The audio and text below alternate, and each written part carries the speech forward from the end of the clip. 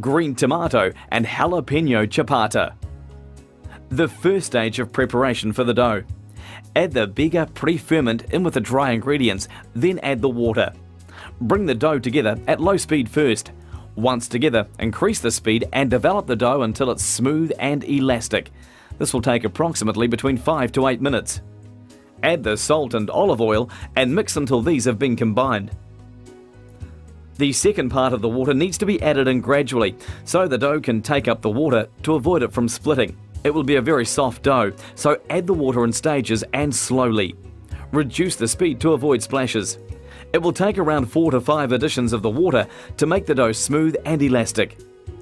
Do not be tempted to add extra flour, as the dough should be soft and slightly sticky to touch.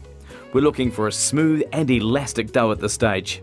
Add the chopped chives into the dough and mix through until evenly distributed through the dough. Fold the dough and flip over to create a smooth surface and place into a lightly oiled container.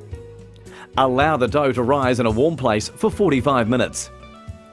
At the knock-back stages, fold the edges into the middle and flip over, but be gentle so to retain as much gas as possible. It's the gas bubbles that give ciabatta its characteristic crumb structure. Allow the dough to rise for a further 30 minutes before repeating this process again. Note that you will require to repeat this process 3 more times so that the dough has 4 knock-back folds given to it in total. Once the last fold has been given to the dough, allow it to rise again for a further 30 minutes. Once it has risen gently, tip the dough out onto a floured surface and divide the dough into portions using a sharp scraper. Cut a slit into the divided portions with a sharp scraper and push the edges of the cut down with your fingers to create a cavity in the middle of the dough so that you can spoon the Barker's green tomato and jalapeno chutney.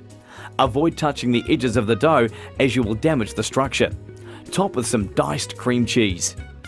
Allow to prove in a warm place for 30 minutes before baking at 220 degrees Celsius for approximately 15 minutes.